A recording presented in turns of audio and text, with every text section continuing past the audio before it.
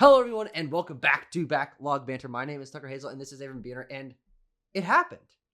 The Nintendo Switch 2 is not only a real console, but we know an absolute asinine amount of things about this system and the games and the third-party partners and new terminology and new services and new technology and frame rates and versions and modes. Oh my God, there's so much to talk about.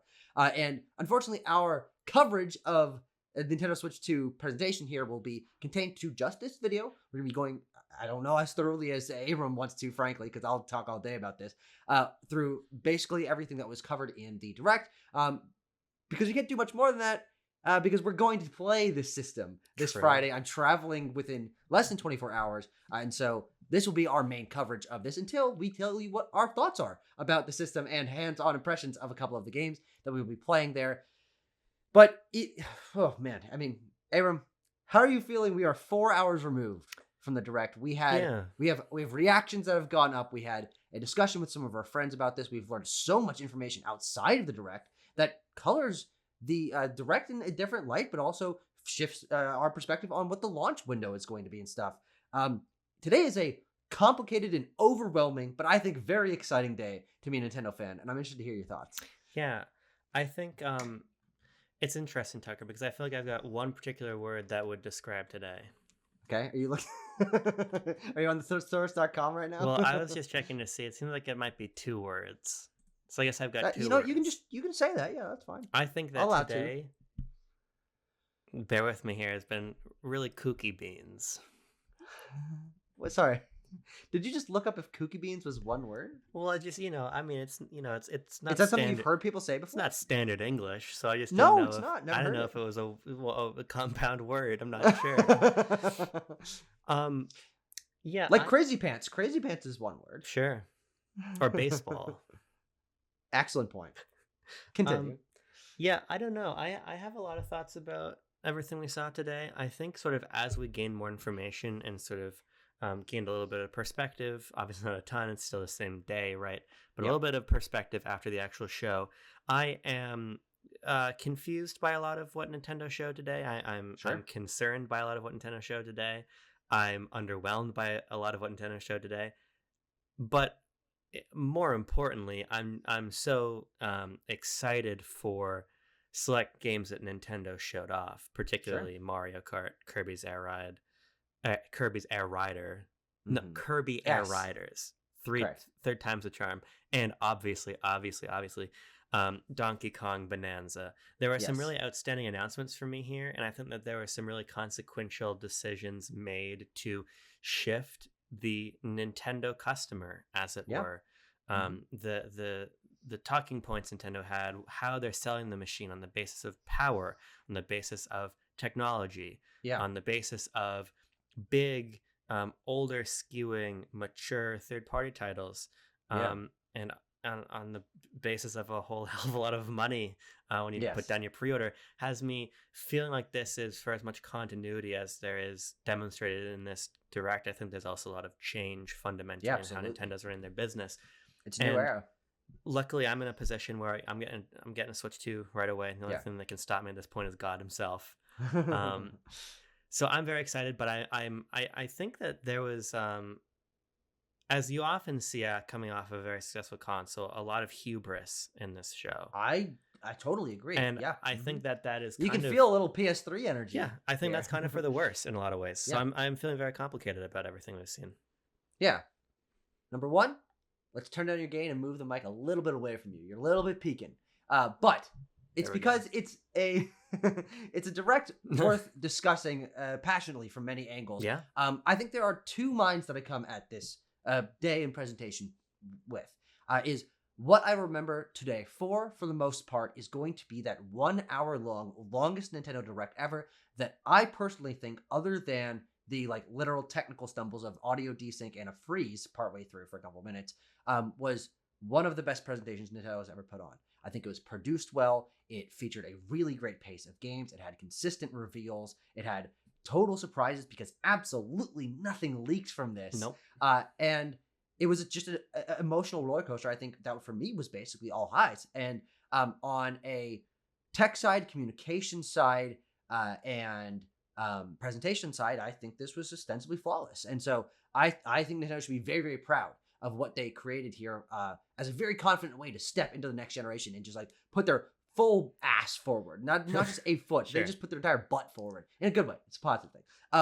But then they stuck their ass maybe a little bit too far as we started to have information trickle out after the direct happened that was mostly lots of maybe overzealous price increases to a lot of things, lots of decisions based mostly around this being such a premium product in an interesting point in the industry where they are now kind of in some way they're like a tech leader. They're going to be shaping the industry in a way that the Switch did on a conceptual level, but this is a powerful 4K enabled 1080p HDR 120 FPS piece of technology that is actually more powerful and more capable than its competitors, which we haven't really seen from Nintendo almost ever. And so it is a very new direction for Nintendo. I will have to reserve judgment on my personal feelings about how this shapes my experience as a Nintendo fan until it actually starts happening.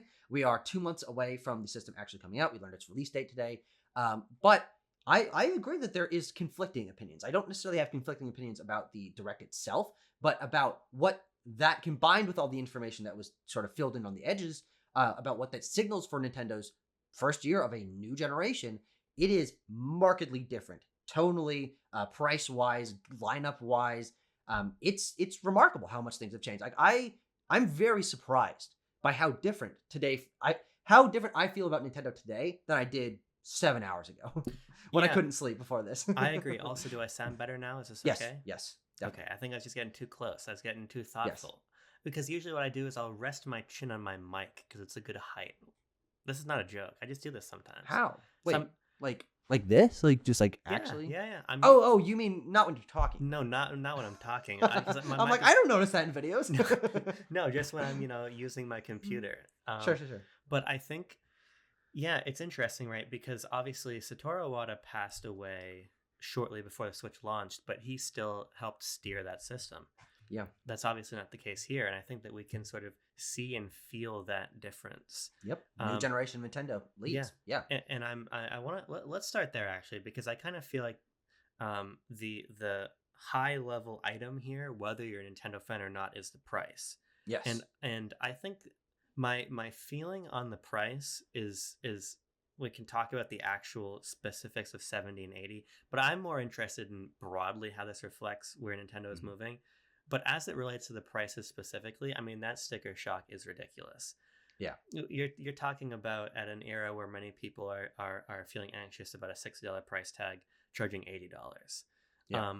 And I kind of feel like there's two forces competing here. On one hand, I think there is the inevitable and also justifiable price increase for games sort of writ large. But then I think there's also the reality of the fact that as consumers, particularly here in the States, between our wages stagnating, the general cost of living rising, the sort of impending perpetual threat of a wider recession, you can't really square the two, right? And I think that it's unfortunate that it's Nintendo at the forefront of this move, because to me it is in some ways a little bit more overtly profit hungry than it is about an alignment with the cost of game development, because even these marquee large titles from Nintendo doubtlessly are still going to cost a fraction of the cost of many of their third parties peers on release day, right?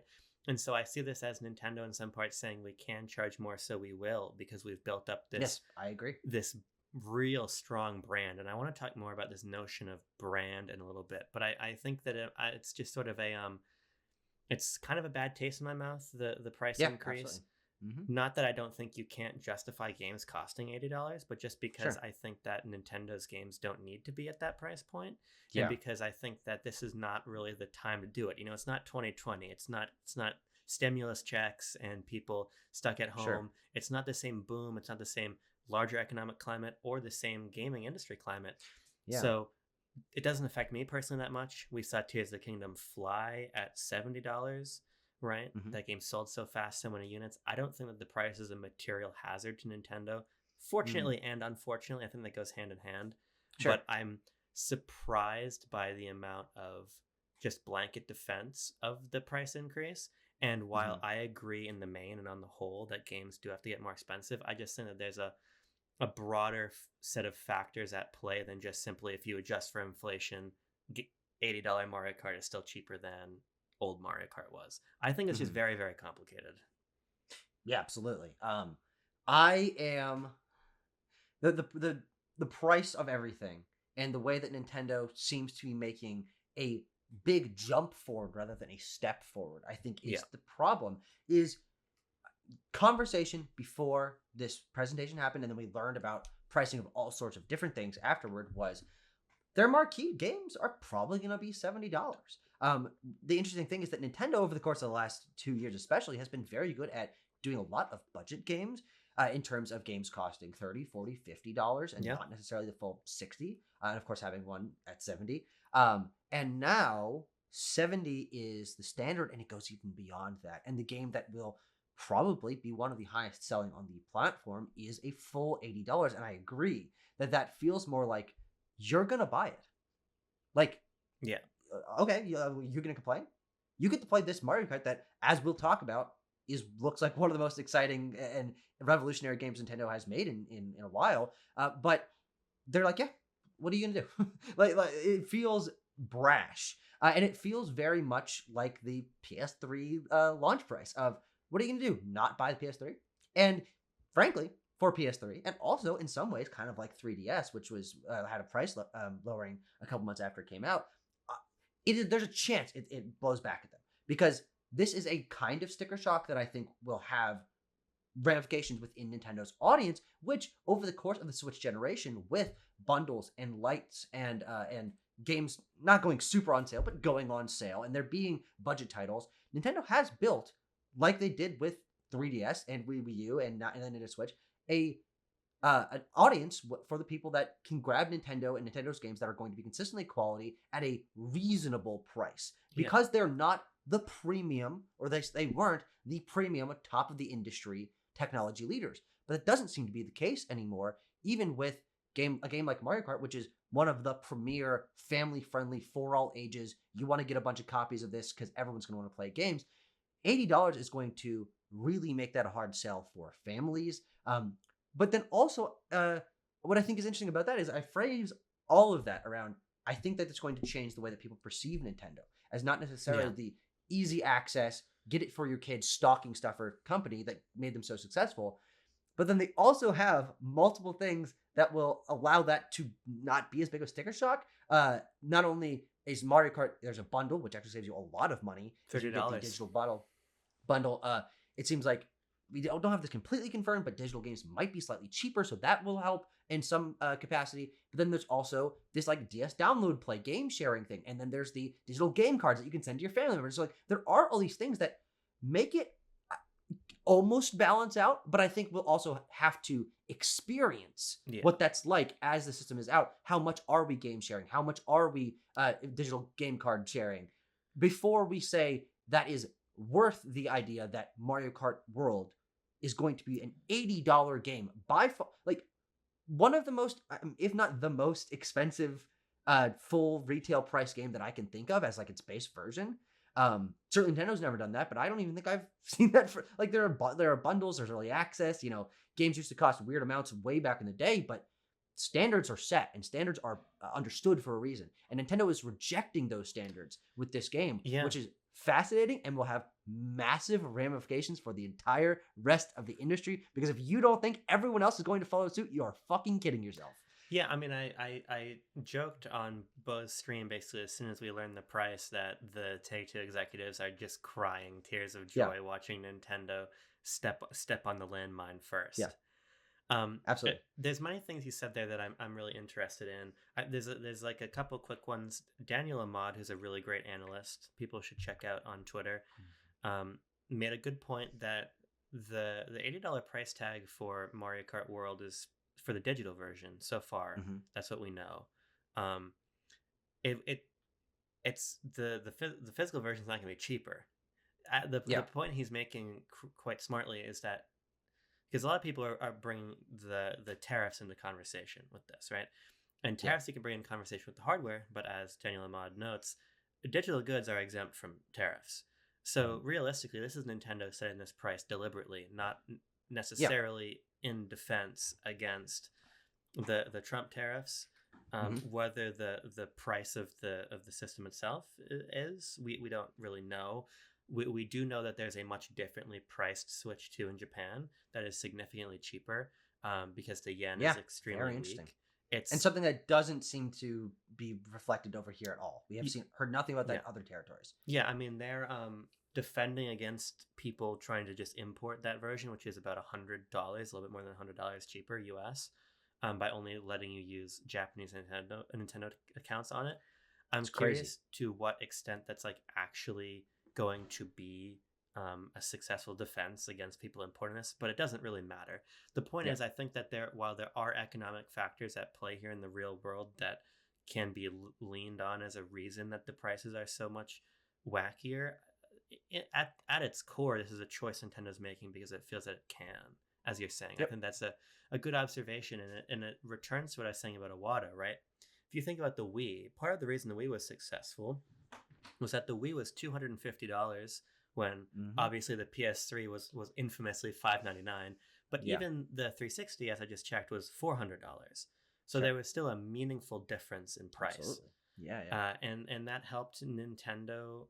Well, I guess in 2017 it was a little bit different because that was about on par, I bet, with where you could get a PS4. But while Yeah. Nintendo has like, And especially a 1S yes, and Xbox. Yeah. you know, Talk for a second. I need to let a guy out. He's mewling. Yeah, you let that guy go. You get that guy out of here. You know, that's an issue of having cats sometimes. You know, you're gonna be doing a recording and the cat wants to get out. My cat Paul, when I was living with my parents still, he would scratch at the inside of the door. It was really annoying. Just talking to the audience about cats. Yeah, so while Nintendo, if we indeed do have some next gen hardware coming surprisingly soon from PlayStation and especially Xbox, maybe they'll gain a price advantage back, but they certainly don't. I think it's possible. At least right now into this holiday, they certainly don't have it. Yep. But what's interesting is you were also mentioning earlier this notion of them being sort of closer to the bleeding edge of tech, which we've not been at since the GameCube. And Iwata wasn't the steward of the launch of the GameCube. He ends up joining, I believe, 2003. He becomes president. So the GameCube's Sure. off to the races already, right? And the GameCube was a very commendable piece of technology. Now we're already seeing, based on some of the ickiness around some of the ports on Switch 2, like a Split Fiction or whatever, that we're nowhere near parity with PS5 and Series X, but Nintendo is talking about this as a machine about hardware and about cutting edge terms like HDR and 120 frames a second. And 4K.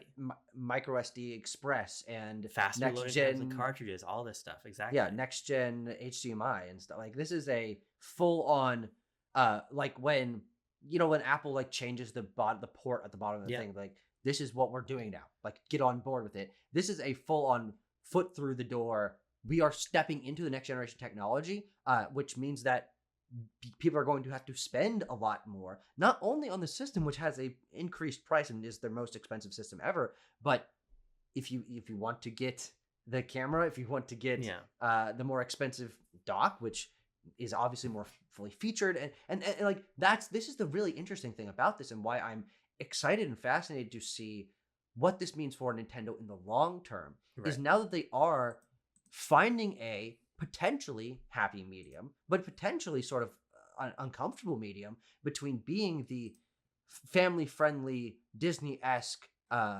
brand that everyone can enjoy, but also being on the bleeding edge of tech that is not only high price but also high tech. Yeah, like they are actually for the first time including all of these improved feature sets and things that people have been saying Nintendo has been behind the 8 ball for years. There really seems to be close to no features that Switch 2 is lacking, that the Switch 1 was lacking for such a long time. And so they've justified the price in this way of it has all of these features. You can do internal voice chat. There is a fan in the dock that then supports 4K. And it's like, you're paying for what you're getting, but Nintendo has always been pay for what you get, but it's because you're in some way willing to make sacrifices because of their quality in Yeah. charm design, not necessarily hardware design or tech design. And that's a really important point, and it speaks to what I was mentioning before of how I feel that the Nintendo consumer is changing, right? Sure. Because as you're saying, what you're opting into for your 450 now is a machine that, to me, is in some way set up to fail. And I don't mean that the console is going to fail, but what I mean Yeah. is that the appeal of the hardware is going to, I think, wane far faster than Potentially. the Yeah. others did. Because if you're coming out and saying that this is this powerful machine that runs at these incredible frame rates and resolutions, we're already seeing that being demonstrated by games from our peers that came out 5 years ago. We're talking Cyberpunk. We're talking Yeah. about Yeah. Final Fantasy VII Remake. Now, there's also Yeah. games in there like Street Fighter 6, a little bit newer, Yeah. of course. Split and Fiction, brand new. brand new. Also Civ 7, though, that was also on Switch. brand new in terms of Split Fiction, conspicuously also one of the worst looking titles we saw. Definitely true. I think that there is a chance that this sort of House of Cards folds in a year's time when suddenly the promise of these frame rates and resolutions ends up not mattering that much when the games coming from other companies suddenly still continue to look and perform significantly worse than they perform on PlayStation. It's going to be an interesting thing to track as it goes, because you can hear in your mind the arguments for either side of this. And is what you're saying is because it is currently bleeding edge, that is something that is always chugging forward so quickly that it won't feel that way, or it might on a game's running level, it might dissipate rather quickly. We obviously don't know, but you can also hear the Nintendo brain, I think, saying, well, it's either we have 18 months, 2 years of really high quality third-party games, third-party support, massive games, getting Hogwarts Legacy and Elden Ring and Street Fighter on a system at launch. That's a massive deal. It's either that and then it fades, or none of that. And so it's like it's a balance that you have to imagine what it's going to be like. And also there's certainly the idea that if this becomes a primary way that many people are playing, especially third-party games, that the games are then designed a little bit more for that hardware, and it might not matter that it is a little bit less powerful over time. And also, all these dev teams from these big AAA teams haven't worked on Switch before, or some of them have, some of them haven't. They might get better at working technology, and or Nintendo might have teams like Shiver that are helping them out that end up balancing that out. And so it's something with a lot of question marks. But I do think it's important to bring up as something that has never been something that Nintendo has prioritized before, which has led to their longevity. And it is possible that they have longevity now, but it's also possible that it might backfire in some way. Yeah, I think you make a really good case for both sides. I guess I ultimately just think about the fact that, in some ways, Nintendo's appeal will never change, because the appeal will always just simply be the characters, the worlds, the games. Yeah. But the changing the case for the hardware from this, as the famous phrase from Yokoi goes, lateral thinking with withered technology, i.e. coming up with some kind of new exciting piece of hardware with cheaper components, older components. Shifting away from that puts them, I think, in a precarious position. And I'm just curious how they're going to navigate that. Absolutely. I think it's just a little bit sad for me personally to think of Nintendo being in a position where their games are not as accessible as they once were. Very possible, yeah. And they've always obviously had such an intense price control over their products that Nintendo has always been an expensive ecosystem to play in. But nonetheless, that lower barrier to entry of this lower system cost, and then prices that just aren't, at least as of right now, even actually higher than what can be found in other systems. I think it creates an environment where the ideal customer for Nintendo now is our age or a little bit older, has disposable income, cares about the power, and then maybe the kids of the millennials, right, are the ones that end up falling in love with Nintendo. But I just think, broadly speaking, long gone are the days when the Nintendo system was the system that was cheap and easy to get your hands on, and quote unquote for kids. Yeah. Which the Wii U and Switch definitely had sort of a sort of stigma about. I mean, it's interesting because I actually think that there's a great amount of continuity between how Switch was initially positioned and how Switch 2 is. Because if you think back to Switch 1, there were no kids in that No. Switch reveal. That the packaging of the system was not bubbly, right? Yeah. The UI was not bubbly. There was a lot of decisions being made for that to be a more muted, universal piece of tech, opposed to more of like a toy-like piece of hardware, right? Yeah. And I think we're back in that place. I think Switch ended up kind of moving out of that lane when we started having things like a Switch Lite, and we started having a lot of family-friendly software, etc. And so I think that there's a chance that this ecosystem also pivots into being a little bit more mass market. Over time. And another thing that's interesting to note about the continuity and where Nintendo may still be able to find on a software level an accessibility for cheaper games for people still getting invested in their worlds and franchises is that all of their Switch 1 library is still accessible. Yeah. And there is a chance that some of these games are discounted or cheaper, and Nintendo's still happy because they're making a ton of money on those versions. And then there's like, you have the sort of for everyone Nintendo games, and then the premium ones. I think there's a possibility that they might be able to cover both concepts with the expanded library that the Switch 2 has access to, because you can either buy the Switch 1 version for, $50-$60, depends on if they end up changing prices at all, or you can buy the Switch 2 edition that runs at 4K and runs at all the frame rate and has all the extra tech and stuff, and it's optional. And so with the fact that they have a pre-baked in literally over 100 Nintendo published games that they can either discount to make more accessible or boost their price with an upgrade that makes them more premium, they may be able to reach into both markets.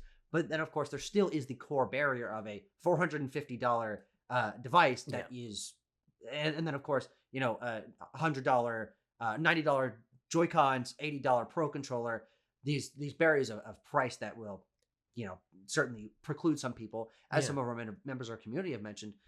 The price of this system pushes them to want to get a Steam Deck, that as big gamers, they would like the flexibility of that system that the Switch 2 doesn't seem to have. It's going to be something that is very, very case-by-case basis, rather than what I think we would historically think of Nintendo as, this is the system that everyone gets because it is more affordable and can fit into your lifestyle. With a $450 console and expensive games and expensive accessories, you have to make the choice of this. Well, some people do, some people don't, but make a much more concerted choice of, is this going to be the ecosystem you insert yourself into or not? Because you're making that big investment. And of course, it comes with many benefits, including access to many third-party games. But also, you have to make that choice, like a much stronger choice than it was before. Yeah, and I like, even for me personally, right? Like, I'll have a Switch 2 at launch for sure, but I'm not gonna have anywhere near to all the bells and whistles, right? I'm gonna get that $500 bundle with Mario Kart World, and that's probably indeed gonna be all I end up getting. Yeah, I would love to get another Pro Controller. I would love to get a second set of Switch 2 Joy-Con. I would love to maybe even double dip on some of the games that release that I really do have a great affinity for, particularly Cyberpunk and Street Fighter. But in reality, that's a lot of money, right? Because if we got especially if they're $70. If we have $70 Donkey Kong, just a couple of weeks later, 6 weeks later, whatever, I'm already looking at $600 between the system with the pack-in and Donkey Kong. And my Pro Controllers from Switch 1 do work. My Joy-Con work wirelessly, so I can get away with not getting this extra stuff. Yeah. But, you kind of, I feel like that's not a great position to put people in. I mean, I'm about as hardcore of a Nintendo fan as you can possibly get. And I think that Nintendo is going to have to accept that, well, you're going to probably make a higher cost per you make more money per user, but that higher cost per user is also going to turn some people away at the door, or at least make their basket on day one much smaller. Yep. 100%. But let's kind of pivot out of this.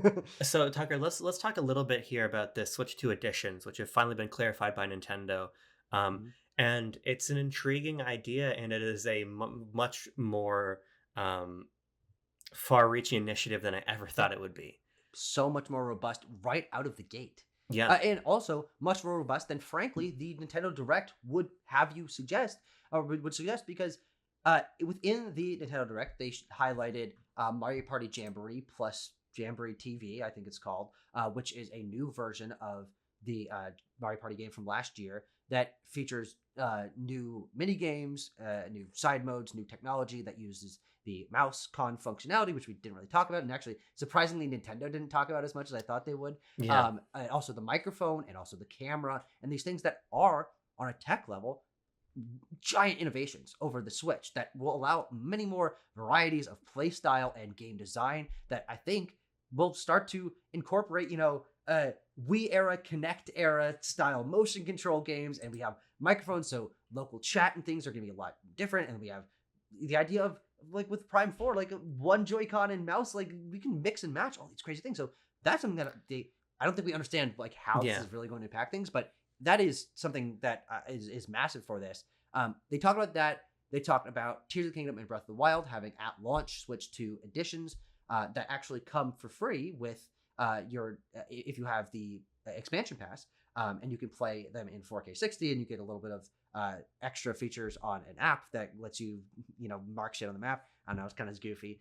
And they talked about Prime 4 and ZA both being essentially cross-gen games that have performance modes and much better load times and things. And that's what they talked about. And there was also Kirby, which has an expansion and looks and runs better. So just going through all that, that's what they talked about in the Direct. But also, there's like a full webpage with like 20 other games, including Captain Toad and Odyssey and Scarlet and Violet and like all this stuff that also have this. So they really, like, it felt, wow, like 6 of these games, that's a lot. I can't believe they're doing this many so quickly. But the reality is, by the end of this year, I bet we're going to have well over a dozen.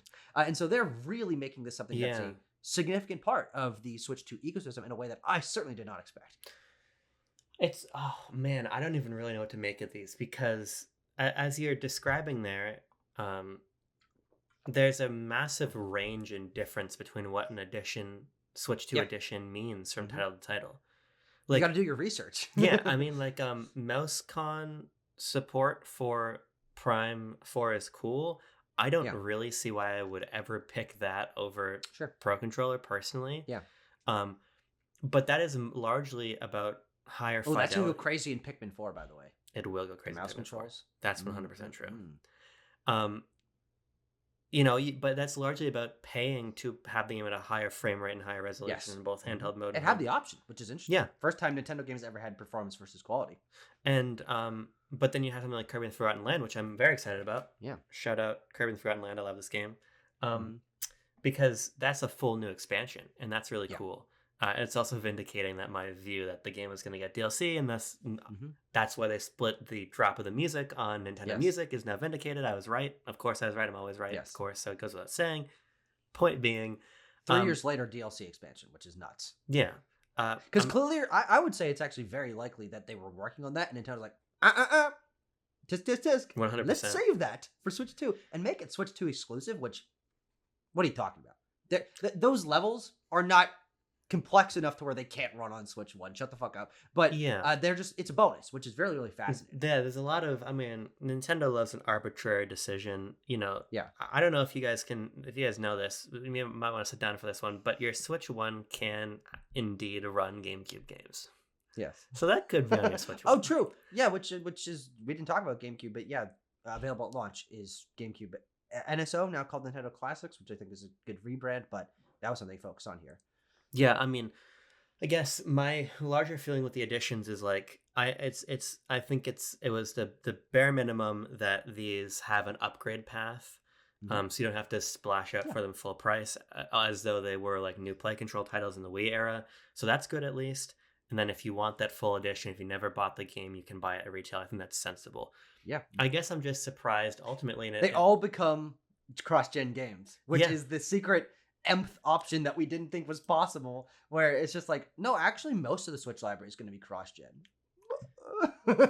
Yeah. Because if they're selling physical retail games, that's a Switch 2 game. That's a Switch 2 game in the same way that Miles Morales is with a PS4 and PS5 version that has different tech. It's it's just another way that I feel like Nintendo is just illustrating a difference in their business model again, because as I've been sort of saying, as sort of a major counterpoint against Prime 4 being a cross-gen title, is that Nintendo's only ever done cross-gen when there was an urgency for it. Yeah. When Twilight Princess wouldn't have sold on GameCube, when Breath of the Wild wouldn't have sold on Wii U. But we're talking about games that sold astoundingly well. We're talking about taking the biggest games from Switch 1 in many cases and making them Switch 2 titles. The best-selling Kirby game, the best-selling Zelda games. One of the Jamboree hasn't yet had time to become a bestseller, but the best-selling game of last year at minimum, right? So I don't know. We did learn that Jamborees, which does look fun and is very WarioWare snapped coded, a reference I will keep making until someone finally resonates with it. Is it resonating if I tell you to shut up?